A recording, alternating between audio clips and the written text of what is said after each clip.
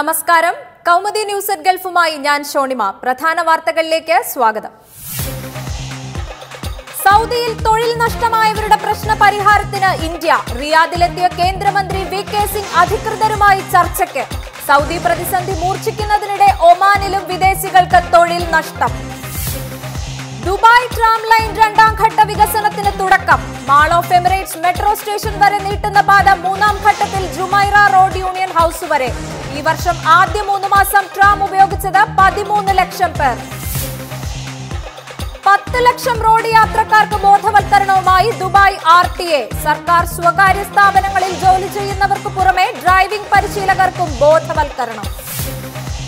Road മുറിച്ചു കടക്കുന്ന ഒട്ടകങ്ങൾ വരുത്തുന്ന അപകടങ്ങൾ വർദ്ധിക്കുമ്പോഴും പ്രശ്ന പരിഹാരമില്ല. ഒട്ടകങ്ങളെ മേയ്ക്കുന്നവർക്ക് സർക്കാർ നിർദ്ദേശങ്ങളുടെ പകർപ്പ് യഥാസമയം കിട്ടുന്നില്ലെന്ന് പരാതി.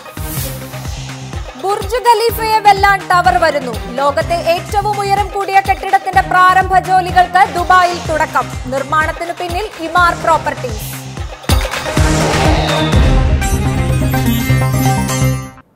വാർത്തകൾ വിശദമായി.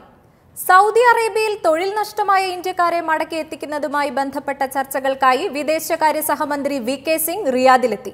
അടച്ചുപൂട്ടിയ കമ്പനികളിൽ നിന്ന് തൊഴിലാളികൾക്ക് ശമ്പള കുടിശ്ശിക ലഭ്യമാക്കുന്ന കാര്യത്തിലും വി.കെ. സിംഗ് ചർച്ച നടത്തും.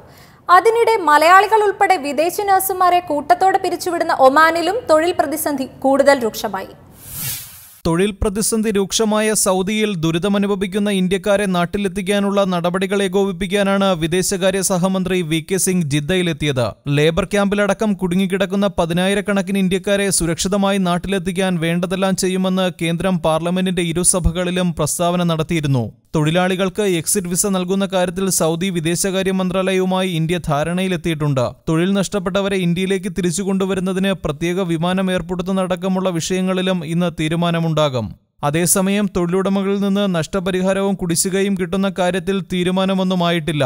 തൊഴിലുടമകൾ നൽകാനുള്ള കുടിശ്ശിക ലഭിക്കാതെ നാട്ടിലേക്കില്ലെന്നാണ് ഒരു വിഭാഗം ജീവനക്കാർ പറയുന്നത്. ഗൾഫിലെ തൊഴിൽ പ്രതിസന്ധി 10,000-ലധികം പേരെ ബാധിച്ചിട്ടുണ്ടെന്നാണ് ഔദ്യോഗിക കണക്ക്. ദുരിതത്തിലായവരുടെ വിവരശേഖരണം ഇന്ത്യൻ എംബസിയും ജിദ്ദ കോൺസുലേറ്റും തുടങ്ങിക്കഴിഞ്ഞു. പാസ്പോർട്ട് വിവരങ്ങൾ, മൊബൈൽ നമ്പർ, ശമ്പള കുടിശ്ശികയുടെ വിശദാംശങ്ങൾ എന്നിവയാണ് പ്രധാനമായും ശേഖരിക്കുന്നത്.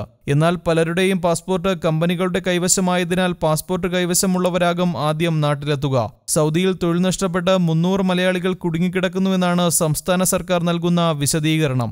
അതിനിടെ സൗദിക്ക് പിന്നാലെ ഒമാനിലും തൊഴിൽ പ്രതിസന്ധി രൂക്ഷമാകുന്നു. സ്വദേശീവത്കരണത്തിന്റെ ഭാഗമായി വിദേശ നഴ്സുമാരെ പിരിച്ചുവിടാനുള്ള നടപടികൾ ഒമാൻ സർക്കാർ തുടങ്ങി. സലാല, ഇബ്ര, റൊസ്താഖ്, ഖൗല, നിസ്വ തുടങ്ങിയ പ്രദേശങ്ങളിലെ നഴ്സുമാർക്ക് ഇത് സംബന്ധിച്ച് സർക്കാർ നോട്ടീസ് നൽകി. 3 മാസത്തെ സാവകാശമുണ്ടെങ്കിലും ഉടൻ തന്നെ ജോലി ഉപേക്ഷിച്ച് നാട്ടിലേക്ക് മടങ്ങാനാണ് അധികൃതർ നിർദ്ദേശിച്ചിരിക്കുന്നത്. International desk, Kaumudi.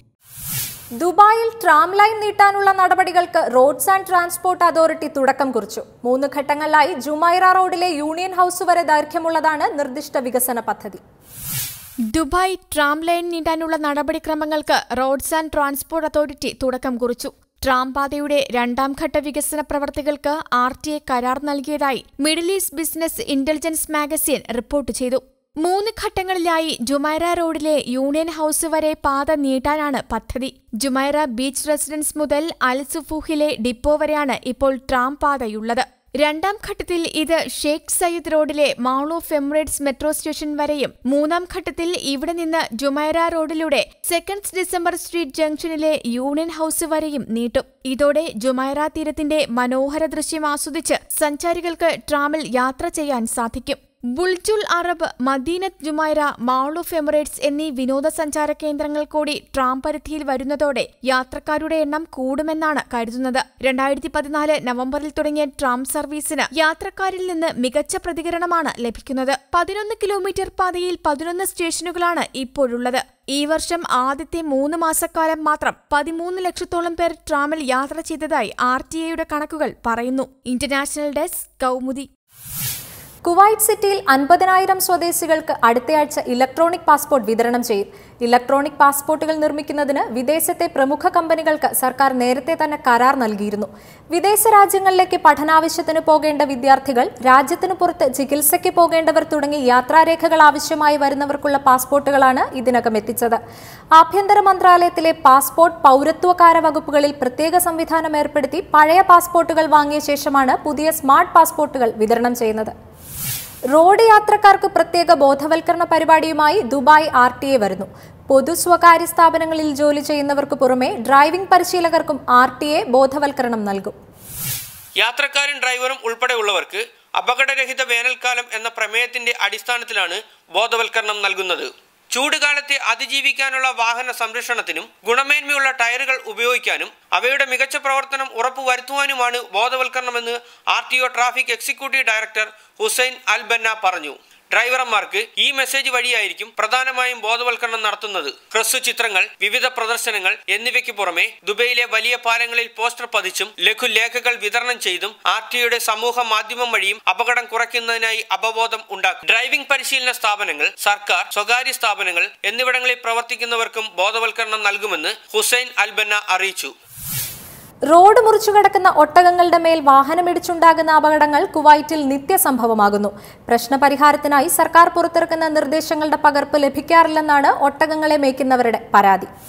ഇത്തരം അപകടങ്ങൾ ഒഴിവാക്കുന്നതിന് വേണ്ടി പബ്ലിക് അതോറിറ്റി ഓഫ് അഗ്രികൾച്ചറും കുവൈറ്റ് മുനിസിപ്പാലിറ്റിയും പലപ്പോഴായി നിർദ്ദേശങ്ങൾ നൽകിയെങ്കിലും ഒട്ടകങ്ങളെ മേയ്ക്കുന്നവർ ഇതൊന്നും അറിയുന്നില്ല. അബ്ലി, കബ്ന, സുബിയ, മുക്ത തുടങ്ങിയ മരുപ്രദേശങ്ങളിലാണ് ഇത്തരം വാഹനാപകടങ്ങൾ ഏറെയും. മേയ്ക്കുന്നവരുടെ ശ്രദ്ധയിൽ നിന്നകലുന്ന ഒട്ടകക്കൂട്ടങ്ങളാണ് കൂടുതലും അപകടങ്ങൾ ഉണ്ടാക്കുന്നത്. ഒട്ടകങ്ങൾക്ക് സ്വതന്ത്രമായി മേഞ്ഞു നടക്കാവുന്ന സ്ഥലങ്ങളുടെ മാപ്പ് ഉദ്യോഗസ്ഥർ തയ്യാറാക്കി ഉടമകൾക്ക് കൈമാറാറുണ്ട്. ഇത് പ്രകാരമല്ലാത്ത സ്ഥലത്ത് ഒട്ടകങ്ങളെ കണ്ടാൽ പിടികൂടുകയും മേയ്ക്കുന്നവർക്ക് പിഴ ചുമത്തുകയും ചെയ്യുമെന്നാണ് നിയമം. ഒട്ടകക്കൂട്ടങ്ങൾ റോഡ് മുറിച്ചു കടക്കുന്നതിന് മുമ്പായി പോലീസ് പെട്രോളിംഗിൽ അറിയിച്ചാൽ റോഡ് ബ്ലോക്ക് ചെയ്ത് സൗകര്യമൊരുക്കാറുണ്ട്. എന്നാൽ മേയ്ക്കുന്നവർ ഇതിന് തയ്യാറാവുന്നില്ല. 2011 ജനുവരി മുതൽ 2016 ഏപ്രിൽ വരെയുള്ള കണക്കുകൾ അടിസ്ഥാനമാക്കി ട്രാഫിക് ഡിപ്പാർട്ട്മെന്റ് തയ്യാറാക്കിയ റിപ്പോർട്ട് പ്രകാരം രാജ്യത്ത് കഴിഞ്ഞ 5 വർഷത്തിനിടെ വാഹനാപകടങ്ങളിൽ 2437 പേർക്ക് ജീവൻ നഷ്ടപ്പെട്ടിട്ടുണ്ട്. ഇതിൽ നല്ലൊരു പങ്ക് ഗതാഗത നിയമം ലംഘിക്കുന്നത് മൂലമാണ്. വാഹനങ്ങൾ ഒട്ടകങ്ങളുടെ മേൽ ഇടിച്ചുണ്ടാകുന്ന അപകടങ്ങൾക്ക് ഡ്രൈവർമാരെ കുറ്റപ്പെടുത്താനാവില്ലെന്നും റിപ്പോർട്ടിൽ പറയുന്നു. ലോകത്തെ ഏറ്റവും ഉയരം കൂടിയ കെട്ടിടമായ ബുർജ് ഖലീഫയേക്കാൾ ഉയരം കൂടിയ കെട്ടിടം ദ ടവർ എന്ന പേരിൽ നിർമ്മാണത്തിനൊരുങ്ങുന്നു. ദുബായ് ക്രീക്ക് ഹാർബറിന് സമീപം കെട്ടിടത്തിന്റെ നിർമ്മാണവുമായി ബന്ധപ്പെട്ട പ്രാരംഭ പരിശോധനകൾക്ക് തുടക്കമായി. നിർമ്മാണം പൂർത്തിയായി കഴിഞ്ഞാൽ ലോകത്തിന്റെ വിവിധ ഭാഗങ്ങളിൽ നിന്നായി ആയിരക്കണക്കിന് സഞ്ചാരികളെയാണ് പ്രതീക്ഷിക്കുന്നതെന്ന് നിർമ്മാതാക്കളായ ഇമാം പ്രോപ്പർട്ടീസ് പറഞ്ഞു. റാസൽകോർ വന്യജീവി സങ്കേതത്തിന് സമീപം ദുബായ് ക്രീക്ക് ഹാർബറിൽ ദി ടവർ എന്ന കെട്ടിടത്തിന്റെ നിർമ്മാണവുമായി ബന്ധപ്പെട്ട പ്രാരംഭ പരിശോധനകൾക്ക് തുടക്കമായി. നിലവിൽ ലോകത്തിലെ ഉയരം കൂടിയ കെട്ടിടമായ ബുർജ് ഖലീഫയേക്കാൾ ഉയരം കൂടിയ കെട്ടിടമാണ് ദി ടവർ എന്ന പേരിൽ നിർമ്മാണത്തിനൊരുങ്ങുന്നത്. ശക്തമായി അടിക്കുന്ന കാറ്റ് കെട്ടിടത്തെ എങ്ങനെ ബാധിക്കുമെന്ന് പരിശോധിക്കുന്ന വിൻഡ് ടണൽ ടെസ്റ്റ് പൂർത്തിയായതായി നിർമ്മാതാക്കളായ ഇമാർ പ്രോപ്പർട്ടീസ് അറിയിച്ചു. നിരവധി കേബിളുകളിലൂടെ കെട്ടിടത്തെ ഭൂമിയുമായി ബന്ധിപ്പിക്കുന്ന പ്രത്യേക തരത്തിലുള്ള രൂപകൽപ്പനയാണ് കെട്ടിടത്തിന്റേത്. അതിനാൽ ഇത്തരത്തിലുള്ള പരിശോധനയും ലോകത്ത് ആദ്യമായാണ് നടക്കുന്നത്. കുടുംബത്തോടൊപ്പം നാട്ടിൽ പോകാനിരുന്ന യുവാവ് സൗദിയിൽ മരിച്ചു. മലപ്പുറം മഞ്ചേരി മുള്ളുംപാറ സ്വദേശി അബ്ദുൾ മുനീർ കല്ലായിയാണ് മരിച്ചത്. ഹൃദയാഘാതമാണ് മരണകാരണം. 8 വർഷമായി ജിദ്ദയിലെ വെള്ളക്കമ്പനിയിലെ ജീവനക്കാരനായിരുന്നു. സഫ്ലയാണ് ഭാര്യ. റിഫ, റിദ, റിയാൻ എന്നിവരാണ് മക്കൾ. നടപടിക്രമങ്ങൾ പൂർത്തിയാക്കി ജിദ്ദയിൽ തന്നെ ഖബറടക്കുമെന്ന് ബന്ധപ്പെട്ടവർ അറിയിച്ചു. ഇന്നത്തെ UAE സ്വർണ്ണ നിരക്ക് 24 കാരറ്റ് 163.25 ദിർഹം, 22 കാരറ്റ് 153.50 ദിർഹം. ഇനി എക്സ്ചേഞ്ച് റേറ്റ്. ദിർഹം 18.17 രൂപ, 1000 രൂപയ്ക്ക് 55.02 ദിർഹം. പ്രധാന വാർത്തകൾ ഒരിക്കൽ കൂടി. സൗദിയിൽ തൊഴിൽ നഷ്ടമായവരുടെ പ്രശ്ന പരിഹാരത്തിന് ഇന്ത്യ. റിയാദിലെത്തിയ കേന്ദ്രമന്ത്രി VK സിംഗ് അധികൃതരുമായി ചർച്ചയ്ക്ക്. സൗദി പ്രതിസന്ധി മൂർച്ഛിക്കുന്നതിനിടെ ഒമാനിലും വിദേശികൾക്ക് തൊഴിൽ നഷ്ടം. ദുബായ് ട്രാം ലൈൻ 2ാം ഘട്ട വികസനത്തിന് തുടക്കം. Mall of Emirates metro station വരെ നീട്ടുന്ന പാത 3ാം ഘട്ടത്തിൽ ജുമൈറ റോഡ് യൂണിയൻ ഹൗസ് വരെ. ഈ വർഷം ആദ്യ 3 മാസം ട്രാം ഉപയോഗിച്ചത് 13 ലക്ഷം പേർ. 10 ലക്ഷം റോഡ് യാത്രക്കാർക്ക് ബോധവൽക്കരണവുമായി ദുബായ് RTA. സർക്കാർ സ്വകാര്യ സ്ഥാപനങ്ങളിൽ ജോലി ചെയ്യുന്നവർക്ക് പുറമെ ഡ്രൈവിംഗ് പരിശീലകർക്കും ബോധവൽക്കരണം. റോഡ് മുറിച്ചു കടക്കുന്ന ഒട്ടകങ്ങൾ വരുത്തുന്ന അപകടങ്ങൾ വർദ്ധിക്കുമ്പോഴും പ്രശ്ന പരിഹാരമില്ല. ഒട്ടകങ്ങളെ മേയ്ക്കുന്നവർക്ക് സർക്കാർ നിർദ്ദേശങ്ങളുടെ പകർപ്പ് യഥാസമയം കിട്ടുന്നില്ലെന്ന് പരാതി. കൗമുദി ന്യൂസ് അറ്റ് ഗൾഫ് സമാപിക്കുന്നു. പുതിയ വാർത്തകളുമായി ഇനി നാളത്തെ ന്യൂസ് അറ്റ് ഗൾഫിൽ കാണാം. ശുഭരാത്രി.